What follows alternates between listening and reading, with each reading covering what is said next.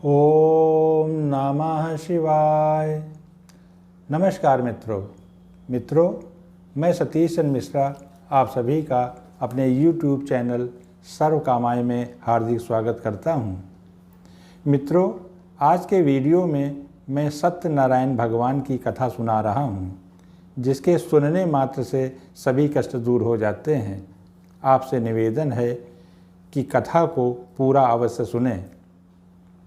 अब कथा का प्रारंभ कर रहा हूँ। व्यास जी कहते हैं कि एक समय नैमिषारण्य तीर्थ में शौनक आदि 88,000 ऋषियों ने पुराणों के जानने वाले सूत जी से कहा कि आप उस संपूर्ण व्रत कथा को सुनाइए जिसके सुनने से सभी कष्ट दूर हो जाते हैं तथा धन धान्य की प्राप्ति होती है। सूत जी बोले, नारद जी के पूछने पर लक्ष्मीपति भगवान ने देवर्षि नारद से जिस प्रकार कहा था उस कथा को सावधान होकर सुनो। परोपकार की इच्छा से अनेक लोकों में घूमते हुए परम योगी नारद जी एक समय मृत्युलोक में आए। यहाँ अनेक प्रकार के कष्टों से युक्त मनुष्यों को देखकर नारद जी ने सोचा कि किस उपाय से इन लोगों का दुख दूर हो। ऐसा मन में विचार करके बैकुंठ में चले गए। वहाँ जाकर श्वेत वर्ण 4 भुजा वाले शंख चक्र गदा पुष्प तथा वनमाला से अलंकृत श्री सत्यनारायण भगवान विष्णु जी को देखकर उनकी स्तुति की। उसके बाद नारद जी बोले कि वाणी और मन से आपका रूप नहीं जाना जा सकता है। आपकी शक्तियाँ अपार हैं। आप आदि मध्य और अंत नहीं हैं। आप सबके आदि कारण तथा भक्तों की पीड़ा का नाश करने वाले हैं। आपको बारंबार प्रणाम है। नारद जी की स्तुति सुनने के बाद भगवान नारद से पूछा कि तुम किस कार्य के लिए आए हो तथा तुम्हारे मन में क्या है, सो कहो, मैं सबका उत्तर देता हूँ। नारद जी ने कहा कि मृत्युलोक में मनुष्य नाना प्रकार के कष्ट पा रहे हैं और अनेक योनियों से उत्पन्न हुए पाप कर्मों से दुखित हैं। हे नाथ, छोटे से उपाय से वह पाप कर्म कैसे शांत हों, उसे कहिए। तब भगवान कहते हैं कि हे नारद, तुमने संसार की भलाई की इच्छा से बहुत अच्छी बात पूछी है। अब मैं वह उपाय बताता हूँ जिसके करने से प्राणी मोह जाल से छूट जाता है। अब उस उपाय को सुनो। स्वर्ग तथा मृत्युलोक में परम दुर्लभ तथा बड़ा पवित्र एक व्रत है, उसे सुनो। विधिपूर्वक सत्यनारायण के व्रत को करके मनुष्य शीघ्र ही सुख को भोगता है और अंत में मोक्ष को प्राप्त कर लेता है। भगवान के ऐसे वचन सुनकर नारद जी बोले कि हे भगवान, उस व्रत का क्या फल है, क्या विधि है और किसने उस व्रत को किया है तथा वह व्रत किस दिन किया जाता है, ये सब मुझे बताइए। भगवान बोले, यह व्रत दुख और शोक आदि को दूर करने वाला तथा धन धान्य बढ़ाने वाला है, सौभाग्य और संतान का करने वाला एवं विजय दिलाने वाला है। इसलिए जिस दिन मनुष्य व्रत करना चाहे उस दिन बंधु बांधवों के साथ श्रद्धापूर्वक भक्ति भाव से सत्यनारायण भगवान का पूजन करे। कथा के बाद ब्राह्मणों को भोजन करावे तथा प्रसाद का वितरण करे। कलयुग में पृथ्वी पर यही छोटा सा उपाय है। अब प्रथम अध्याय समाप्त होता है। सूत जी बोले, हे ब्राह्मणों, इसके पहले जिसने इस व्रत को किया है उसका अन्य इतिहास कहता हूँ। काशीपुरी में एक अत्यंत गरीब ब्राह्मण रहता था। वह भूख प्यास से व्याकुल इधर उधर घूमा करता था। उस दुखी ब्राह्मण को देखकर भगवान ने बूढ़े ब्राह्मण का वेश धारण करके आदर के साथ उस ब्राह्मण से पूछा कि तुम दुखी होकर नित्य ही किस लिए इधर उधर पृथ्वी पर घूमा करते हो? हे ब्राह्मण, उस सब को मैं सुनना चाहता हूँ। ब्राह्मण बोला, मैं अत्यंत गरीब दरिद्र ब्राह्मण हूँ। भिक्षा के लिए पृथ्वी पर भ्रमण किया करता हूँ। हे प्रभु, यदि आप दरिद्रता से छूटने का कुछ उपाय जानते हो तो कृपा करके बताइए। वृद्ध ब्राह्मण रूपी भगवान बोले कि सत्यनारायण भगवान मनोवांछित फल देने वाले हैं। हे ब्राह्मण, तुम उन्हीं का पूजन और उत्तम व्रत करो। उस व्रत और पूजन को करके मनुष्य सब दुखों से छूट जाता है। व्रत तथा पूजन की विधि बताकर ब्राह्मण रूपी सत्यनारायण जी वहीं अंतर्ध्यान हो गए। ब्राह्मण देव ने जिस व्रत के लिए कहा था उस व्रत को मैं जरूर करूँगा, ऐसा विचार करके वह ब्राह्मण रात्रि में जागता रहा। दूसरे दिन प्रातःकाल उठकर मैं सत्यनारायण का व्रत करूँगा, ऐसा संकल्प करके भिक्षा के लिए निकल गया। उसी दिन उस ब्राह्मण को बहुत सा धन मिला। उसी धन से अपने भाई बंधुओं के साथ उसने सत्यनारायण भगवान का व्रत तथा पूजन किया। उस व्रत के प्रभाव से वह ब्राह्मण सब दुखों से छूटकर सब प्रकार की संपत्ति वाला हो गया। उसके बाद हर महीने व्रत तथा पूजन करता रहा। इस प्रकार वह ब्राह्मण सत्यनारायण जी का व्रत पूजन करके सब पापों से छूटकर मोक्ष को प्राप्त हुआ। हे ऋषियों, सत्यनारायण जी के व्रत को पृथ्वी पर जब कोई करेगा उसी समय उस मनुष्य के सभी दुख नाश हो जाएंगे। इस प्रकार श्री भगवान जी ने नारद से कहा था। हे ब्राह्मणों, उसको मैंने आप लोगों से कह दिया, अब और क्या कहूँ। ऋषिगण बोले कि उस ब्राह्मण से सुनकर यहाँ पृथ्वी पर किसने उस व्रत को किया। हे सूत जी, उस वृत्तांत को हमें सुनाए, क्योंकि उस पर हमारी श्रद्धा उत्पन्न हुई है। सूत जी बोले, हे मुनियों, जिसने जिसने पृथ्वी पर यह व्रत किया है उसे सब लोग ध्यानपूर्वक सुनो। एक समय एक ब्राह्मण अपने सामर्थ्य के अनुसार विस्तार से बंधु बांधवों इष्ट मित्रों के साथ श्री सत्यनारायण जी का व्रत पूजन करने को तत्पर हुआ था। उसी समय एक लकड़हारा आया। वह प्यास के मारे व्याकुल था। उसने व्रत करते हुए ब्राह्मण को देखकर प्रणाम किया और उस ब्राह्मण से पूछा कि आप यह क्या कर रहे हैं, इसके करने का क्या फल मिलता है। ब्राह्मण बोले कि यह सत्यनारायण जी का व्रत सब इच्छित पदार्थों को देने वाला है। इसी व्रत के प्रताप से मेरे यहाँ बहुत सा धन धान्य आदि है। उस ब्राह्मण से इस व्रत को जानकर वह लकड़हारा बहुत प्रसन्न हुआ और प्रसाद खाकर तथा जल पीकर नगर को चला गया और सत्यनारायण भगवान का मन से इस प्रकार चिंतन किया कि आज लकड़ियाँ बेचने से जो धन मिलेगा उसी धन से सत्यनारायण जी का उत्तम व्रत करूँगा। ऐसा मन में विचार करके और लकड़ियों को फिर सिर पर रखकर जहाँ बड़े बड़े धनवान लोग रहते थे वहाँ बेचने के लिए गया। उस दिन अन्य दिनों की अपेक्षा उसको लकड़ियों का दूना मूल्य मिला।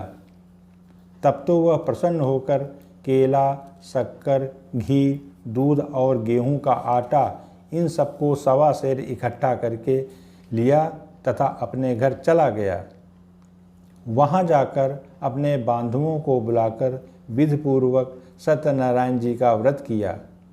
उस व्रत के प्रभाव से धन तथा पुत्रों वाला हो गया और इस लोक में सुख भोग कर अंत में वैकुंठ को गया। इस प्रकार दूसरा अध्याय समाप्त होता है। सूत जी बोले, हे मुनियों, फिर मैं आगे की कथा कहता हूँ, आप लोग सुने। पहले समय में उल्का मुख नाम का एक राजा था जो बुद्धिमान, सत्यवादी, जितेंद्रिय तथा विद्यावान था। वह प्रतिदिन मंदिर में जाता था तथा बहुत से लोगों को दान करता था। उसकी स्त्री कमल के समान मुखवाली, पतिव्रता तथा दयावान थी। उसका नाम प्रमुग्धा था। वे दोनों भद्रशिला नदी के तट पर सत्यनारायण का व्रत पूजन करते थे। उसी समय एक साधु नाम का साहूकार व्यापार के लिए बहुत सा धन लिए हुए वहां आया और नदी के किनारे पर नौका को ठहरा कर राजा के पास गया। वह साहूकार व्रतधारी राजा को देखकर नम्रता से पूछने लगा। साहूकार बोला कि हे राजन, इस समय आप भक्ति युक्त चिंतन के साथ यह क्या कर रहे हैं? राजा बोले कि हे साहूकार, मैं पुत्र आदि की प्राप्ति के लिए अपने परिवारजनों के साथ अतुल पराक्रमी सत्यनारायण का व्रत और पूजन कर रहा हूँ। राजा के वचन सुनकर वह साहूकार बड़े आदर के साथ कहने लगा कि हे राजन, इस व्रत का सब विधान मुझसे कहिए, मैं आपका कहना मानूंगा। मेरे भी संतान नहीं है, आशा है इस व्रत के करने से अवश्य होगी। इस प्रकार राजा से सब विधान जानकर बड़े हर्ष के साथ अपने घर आया और संतान को देने वाले व्रत के सब वृत्तांत को अपनी स्त्री से कह दिया। जब मेरे संतान हो जाएगी तब मैं भी इस व्रत को करूँगा। इस प्रकार उस साहूकार ने अपनी स्त्री लीलावती से कहा। सत्यनारायण जी की कृपा से वह साहूकार की स्त्री गर्भवती हो गई। 10वें महीने में उसके बहुत सुंदर कन्या पैदा हुई। वह कन्या दिन प्रतिदिन इस प्रकार बढ़ने लगी जैसे शुक्ल पक्ष का चंद्रमा बढ़ता है। उसका नाम कलावती रखा गया। लीलावती ने अपने पति से कहा कि पहले संकल्प किए हुए व्रत को आप किस लिए नहीं करते हैं? साहूकार ने कहा कि इस कन्या के विवाह के समय में व्रत करूंगा। इस प्रकार स्त्री को आशा भरोसा देकर नगर को चला गया। कन्या कलावती पिता के घर बढ़ने लगी। साहूकार ने कन्या को विवाह योग्य देखकर नौकर को वर ढूंढने के लिए भेजा। साहूकार की आज्ञा पाकर नौकर कांचनपुर नामक स्थान में गया और वह वहां से एक बनिया के पुत्र को साथ लेकर लौट आया। उस बनिया के पुत्र को सुंदर तथा गुणवान देखकर उस साहूकार ने अपनी कन्या कलावती का विवाह उसके साथ कर दिया। परंतु दुर्भाग्यवश उस कन्या के विवाह के समय वह साहूकार सत्यदेव के उत्तम व्रत को करना भूल गया। इस कारण सत्यनारायण भगवान रुष्ट हो गए। कुछ समय बाद साहूकार अपने दामाद के साथ व्यापार करने के लिए समुद्र के किनारे रत्नसारपुर जाकर व्यापार करने लगा। एक दिन वो दोनों चंद्रकेतु राजा के शहर में गए। उसी समय सत्यनारायण भगवान ने उसको झूठा देखकर श्राप दिया कि तुझे बड़ा कठिन दुख होगा। एक दिन राजा का धन चुराकर चोर वहीं पर आ गए जहां साहूकार तथा दामाद थे। राजा के सिपाहियों को देखकर चोर ने सारा धन वहीं पर छोड़ दिया तथा भाग गए। राजा के सिपाहियों ने धन को उन दोनों के पास देखा, तब सिपाहियों ने उन दोनों को पकड़ लिया। सिपाही राजा के पास जाकर कहने लगे कि राजन, 2 चोर पकड़ कर लाए हैं, इन्हें देखकर आज्ञा दीजिए। राजा की आज्ञा पाकर सिपाहियों ने उन दोनों को कैद खाने में डाल दिया तथा उनकी एक बात भी नहीं सुनी। सत्यनारायण की माया से किसी ने भी उन दोनों के वचन नहीं सुने और इसी कारण से उन दोनों का धन चंद्रकेतु राजा ने ले लिया और उन्हीं भगवान के श्राप से उन दोनों की पत्नियां भी घर में बहुत दुखित हो गईं। घर में जो कुछ धन था उसको चोर चुरा ले गए तथा मानसिक तथा शारीरिक कष्ट से एवं भूख प्यास से वे अत्यंत दुखित हुईं और अन्न की चिंता से घर घर घूमने लगीं और कलावती कन्या भी प्रतिदिन घूमती फिरती थी। एक दिन भूख से व्याकुल होकर मंदिर में गई और वहां उसने सत्यनारायण जी के व्रत पूजन को देखा। वहाँ बैठकर कथा सुनी तथा भगवान से वर मांगती हुई प्रसाद खाकर रात के समय अपने घर आई। तब उसकी माता कन्या से प्रेम के साथ कहने लगी कि हे पुत्री, तू रात में कहाँ ठहर गई थी? तेरे मन में क्या है? तब कन्या कलावती माता से शीघ्र ही कहने लगी, हे माता, मैंने ब्राह्मण के घर में मनोवांछित फल देने वाला व्रत पूजन देखा है। ये सुनकर माता लीलावती व्रत करने के लिए तत्पर हो गईं तथा अपने बंधु बांधवों के साथ सत्यदेव का व्रत किया और वर मांगा कि वे मेरे पति तथा जमाई शीघ्र ही घर वापस चले आवें तथा मेरे पति तथा जमाई का अपराध क्षमा करें। इस व्रत को करने से भगवान सत्यनारायण प्रसन्न हो गए तथा राजा चंद्रकेतु को भगवान ने स्वप्न दिया तथा दोनों कैदियों को धन के साथ छोड़ने का आदेश दिया तथा यह भी कहा कि अगर नहीं छोड़ोगे तो तुम्हारा सारा राज्य, पुत्र और धन सहित नष्ट कर दूंगा। इसके पश्चात प्रातःकाल राजा चंद्रकेतु ने दोनों कैदियों को धन के साथ छोड़ दिया।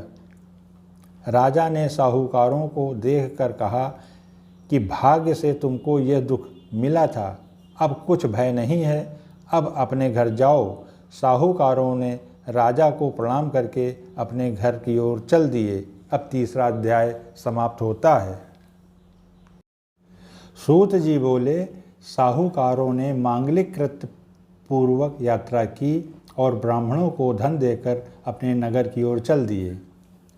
साहूकारों के कुछ दूर जाने पर सत्यनारायण भगवान ने जानने की इच्छा की और पूछा कि तेरी नाव में क्या भरा है? तब वे मदांध दोनों साहूकार अनादरपूर्वक हंसकर कहने लगे कि हे दंडी, क्या पूछता है? क्या तू रुपया लेना चाहता है? मेरी नौका में तो लता पत्र आज भरे हुए हैं। यह कठोर वचन सुनकर दंडी स्वामी ने कहा कि तेरा वचन सत्य हो जाएगा। ऐसा कहकर दंडी स्वामी तुरंत उसके पास से चले गए। दंडी स्वामी के चले जाने पर साहूकार संध्या वंदन आदि नित्य नियम करके नाव को ऊंची उठी देखकर अत्यंत आश्चर्यचकित हुआ तथा उसमें लता पत्र आदि देखकर बेहोश होकर गिर पड़ा। फिर जब उसको होश आया तो चिंता करने लगा। तब उसका दामाद कहने लगा कि यह सब दंडी स्वामी का श्राप है। वे ही सब कुछ करने में समर्थ हैं, इसमें कोई संदेह नहीं है, इसलिए उन्हीं की शरण में चलें। दामाद के वचन सुनकर साहूकार दंडी स्वामी के पास गया तथा भक्ति से व आदर भाव से कहने लगा कि आप मेरे अपराध को क्षमा कीजिए। तब दंडी स्वामी ने कहा कि तू रो मत, मेरा कहना सुन। तू मेरी पूजा से विमुख है, इसी से हे दुष्ट बुद्धे, तूने मेरी इच्छा से बार बार दुख पाया है। भगवान दंडी के वचन सुनकर साहूकार स्तुति करने लगा। साहूकार बोला, हे स्वामी, आपकी माया से मोहित हुए ब्रह्मा आदि देवता आपके गुण और रूपों को नहीं जानते हैं, तो मैं कैसे जान सकता हूँ? कृपया आप प्रसन्न हो, मैं आपका विधिपूर्वक पूजन करूँगा। पहले जो मेरा धन था वैसा ही कर दीजिए और मुझ शरणागत की रक्षा कीजिए। भक्ति से भरे वचन सुनकर भगवान प्रसन्न हो गए और चाहा हुआ वरदान देकर भगवान वही अंतर्ध्यान हो गए। फिर नाव पर चढ़ और उसे धन से परिपूर्ण देख साहूकार कहने लगा कि सत्यदेव की कृपा से मेरा मनोरथ सफल हो गया। फिर उसने भगवान सत्यनारायण का विधिपूर्वक पूजन किया। तत्पश्चात नाव लेकर अपने घर की ओर चला। साहूकार ने दामाद से कहा, मेरी रत्नपुरी को देखो। फिर अपने नौकर को अपने घर भेजा। नौकर ने साहूकार की पत्नी लीलावती से कहा कि सेठ जी अपने दामाद तथा साथियों के साथ बहुत सा धन लेकर आ गए हैं। नौकर से यह सुनकर लीलावती बहुत प्रसन्न हुई और सत्यदेव की पूजा करके अपनी लड़की से कहने लगी कि मैं साहूकार के दर्शन के लिए जाती हूँ, तुम शीघ्र आ जाना। ऐसा माता का वचन सुनकर और व्रत को समाप्त करके तथा भगवान के प्रसाद को छोड़कर वह भी पति को देखने चली गई। इस कृत्य से सत्यदेव रूठ गए और पति तथा नाव को धन के सहित जल में डुबा दिया। इस प्रकार जब कलावती ने अपने पति को नहीं देखा तो महाशोक से रोती हुई धरती पर गिर पड़ी। इस प्रकार डूबी हुई नाव और दुखी कन्या को देखकर साहूकार कहने लगा कि यह क्या आश्चर्य हुआ, तथा नाव खेने वाले मल्लाह भी चिंता करने लगे। लीलावती अपनी लड़की को देखकर व्याकुल हो गई और अत्यंत दुख से रोती हुई अपने पति से कहने लगी कि नाव के साथ दामाद जी भी कहाँ गायब हो गए। किस देवता की अवज्ञा से नाव गायब हो गई? सत्यनारायण देव के महात्म को कौन जान सकता है? ऐसा कहकर लीलावती विलाप करने लगी। पुत्री कलावती पति के नाश हो जाने से दुखित हो पति की खड़ाऊ लेकर नदी में डूबने के लिए मन में विचार करने लगी। कन्या के इस आचरण को देखकर साहूकार विचार करने लगा कि या तो सत्यदेव ने नाव को हर लिया है अथवा सत्यदेव की माया से मैं ही भ्रम में पड़ गया हूँ। मैं सत्यदेव भगवान का विधिवत पूजन करूँगा और धरती पर दंड की भांति गिरकर सत्यदेव को बार बार प्रणाम करने लगा। तब तो दीनों के पालक सत्यदेव प्रसन्न हो गए तथा साहूकार से कहा कि तुम्हारी कन्या प्रसाद को त्याग कर पति को देखने के लिए आई है, इसलिए इस कन्या का पति गायब हो गया। यदि यह घर जाए तथा प्रसाद खाकर फिर लौटकर आवे तो हे साहूकार, तुम्हारी पुत्री पति को पाएगी, इसमें संशय नहीं है। कलावती शीघ्र ही घर को गई तथा प्रसाद खाकर तुरंत लौटकर आई तो उसका पति उसे दिखाई दिया। तब तो वह कन्या अपने पिता से बोली कि अब पिताजी घर को चलिए, देर क्यों कर रहे हैं। कन्या के वचन सुनकर साहूकार प्रसन्नचित्त होकर भगवान सत्यदेव का विधिवत पूजन किया तथा धन तथा बंधुओं के साथ घर को गया। उसने पूर्णमासी तथा संक्रांति में हमेशा सत्यदेव का पूजन किया तथा इस लोक में सुख भोग कर अंत में सत्यलोक वैकुंठ में गया। अब चौथा अध्याय समाप्त होता है।